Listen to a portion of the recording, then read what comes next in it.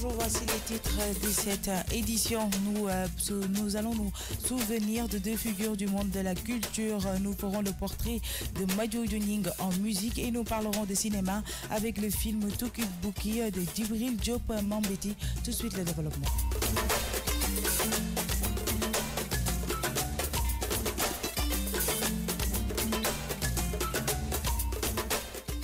Bonjour à vous, chers auditeurs et internautes de la King FM. Ravi de vous retrouver encore une fois dans votre journal de la culture. À la présentation, Cathy Ndiaye de l'autre côté de la baie vitrée, Pape Daoudegueye côté technique, Cher Faye côté digital.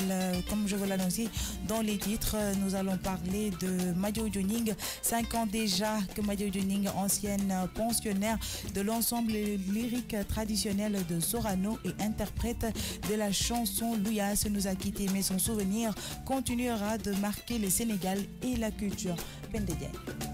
Le 2 juillet 2013, le monde de la culture avait été secoué par le rappel à Dieu de la chanteuse Madjo Dioning des suites d'une longue maladie à l'hôpital général de Grand Yoff, une perte énorme de la culture sénégalaise. Madjo Dioning a débuté à l'âge de 7 ans. Le grand public sénégalais découvre en 1968 la dame à la voix d'or et aux paroles de sages imbus de valeur au sein de l'ensemble lyrique traditionnel du théâtre national Daniel Sorano du Sénégal, avec des morceaux de mbalax moderne, Kuy def lu baax, celui qui fait du bien, Dom ju baax, le bon fils ou fille, ni la war a mel, c'est ainsi que ça doit se passer, Firuma, je ne suis pas jaloux, Andu Jamono, compagnon de la vie, Baya ngay nelaw, Papa d'or ou encore Louyas, une dénonciation de la cherté des loyers au Sénégal. Reconnue aussi comme une grande diva des animations de la lutte traditionnelle sénégalaise, Madjo Dioning est faite en 1996 chevalier, puis officier dans l'ordre du mérite en 1998 par le président de la République Abdou Diouf pour son apport à la culture sénégalaise. Ainsi, une cérémonie en l'honneur de feu Madjo Dioning est organisée par sa fille Adja Touré. L'événement est prévu le 21 juillet 2018 au Théâtre National Daniel Sorano. Merci à vous, Pendediaye, pour ces détails. Littérature. Nous allons parler du tout nouveau livre de Zindizi intitulé Grand-père Mandela, le combat de Madiba raconté aux enfants. Avec Grand-père Mandela, Zindizi a trouvé le moyen de raconter à la jeunesse le combat de son père. Un bel hommage à l'occasion du Mandela Day qui s'est déroulé hier 18 juillet. Angèle Béatrice Basse pour plus de détails. Cette année, pour fêter le centenaire de la naissance du premier président noir sud-africain, Zinzi, une des filles qu'il a eues avec Winnie, publie Grand-père Mandela, édité en France par les éditions Rue du Monde. Avec ce livre, sorti à la fin du mois de juin aux États-Unis, en Afrique du Sud et dans plusieurs pays d'Europe, Zinzi Mandela a choisi de raconter aux enfants l'histoire de son père et de tout un pays. Le format est original, puisque tout au long de l'ouvrage, celle qui est aujourd'hui ambassadrice de l'Afrique du Sud au Danemark répond aux questions de ses deux petites filles, Zazie, 8 ans, et Ziweline, 6 ans. Point de départ du livre, une photo que trouvent les deux enfants. Celle d'un visage que le monde entier connaît. Dès lors, Zinzi raconte l'histoire personnelle d'un homme, son père qui a changé tout un pays. Ou quand l'histoire familiale intime se lie à l'histoire avec un grand H. Le racisme, la privation de liberté, la tolérance, mais aussi quelques éléments biographiques relatifs à la vie de Madiba sont expliqués avec des mots simples. Le style est direct, mais adapté aux plus jeunes. L'ouvrage offre ainsi des réponses aux parents en manque de mots. Devant des questions parfois très ambitieuses, c'est quoi la justice? Ou lorsqu'il faut expliquer des termes compliqués à saisir pour des enfants, tels que l'apartheid, ce mot bizarre. Le livre révèle également des anecdotes plus personnelles. Zinzi raconte par exemple qu'à chaque anniversaire de son père qu'il passait en prison, Winnie ressortait un morceau de gâteau de leur mariage qu'il n'avait pas eu le temps de déguster le jour J.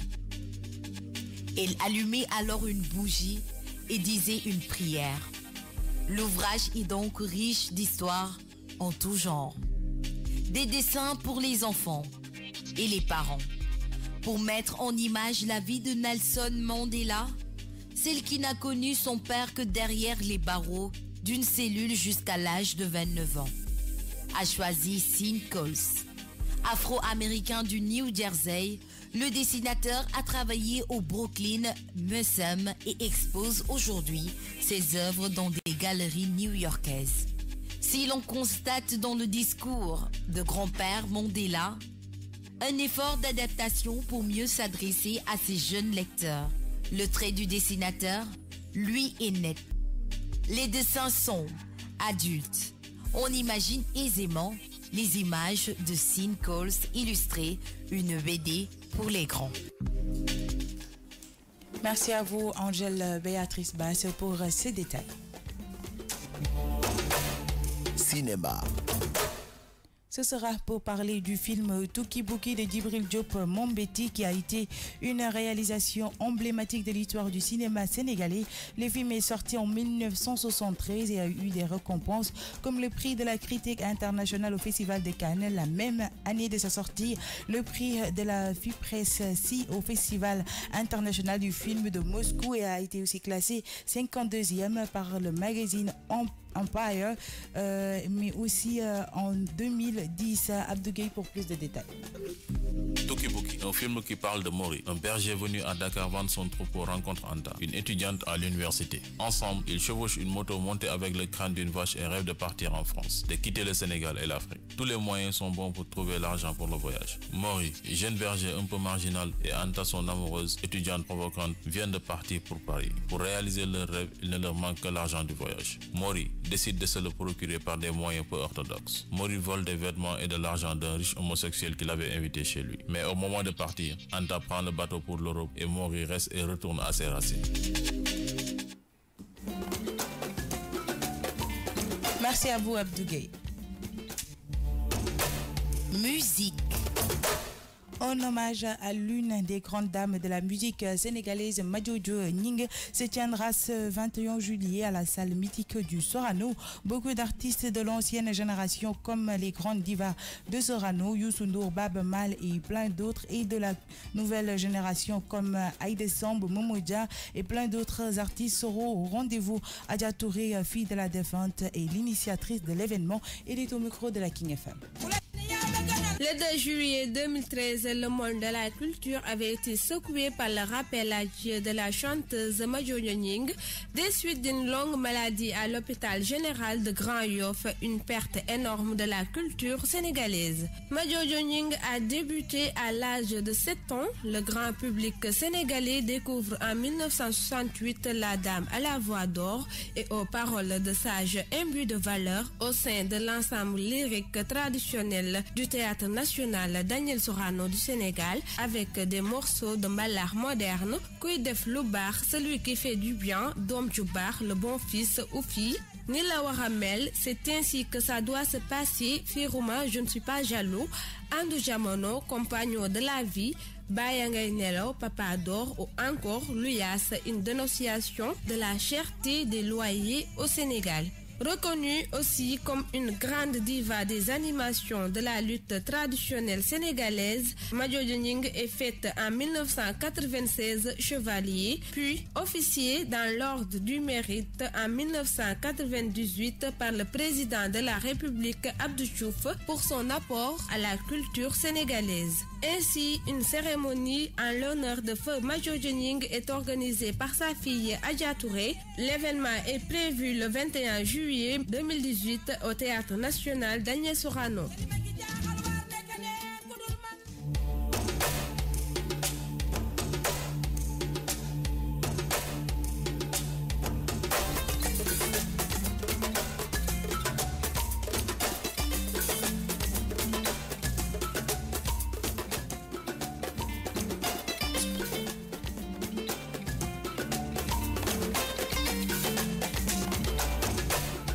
sport. Commençons avec rugby. Retraite à seulement 29 ans. Sam annonce la fin de sa carrière. Le troisième ligne et capitaine du pays de Galles a annoncé mettre un terme à sa carrière à seulement 29 ans. Brisé par les blessures, l'annonce a fait l'effet d'une bombe au pays de Galles. Puis l'onde de choc à la hauteur de sa carrière exceptionnelle s'est propagée. Tout le monde du rugby, Sam, capitaine du pays de Galles et des Lions britanniques et irlandais 2013 et 2017, a annoncé ce mercredi qu'il mettait un terme à sa carrière avec effet immédiat à seulement 29 ans et tout de même fort de 79 sélections, dont 5 avec les Lions. Toujours en sport basket, LeBron James rejoint officiellement les Los Angeles Lakers. NBA quelques jours après l'annonce de l'arrivée de LeBron James dans sa nouvelle franchise, les Los Angeles Lakers. La superstar de la ligue a officiellement paraphé son contrat avec les Angelinos pour 4 saisons. Et pour mettre fin à ce journal de la culture, voici l'agenda culturel pour vous qui aimez la musique. Vous aurez le festival Afropolitan Nomade du 23 au 28 juillet. Dakar accueille le festival Afropolitan Nomade où la musique, les arts numériques et des ateliers sont au rendez-vous à la maison de culture urbaine de Ouakam et au centre culturel d'Outasek. La prestation de Pape Cher ce vendredi au Golden Night. Pour vous qui aimez le duo Pape Cher rencontre débat, camp international de jeunesse. Le camp international de jeunesse CIJ du Lyon Club se tient au Lac Rose du 6 au 11 août. Et voilà, chers auditeurs et internautes de la King FM, c'était tout pour la version française. Je vous donne rendez-vous à 17h30 pour la version Wolof.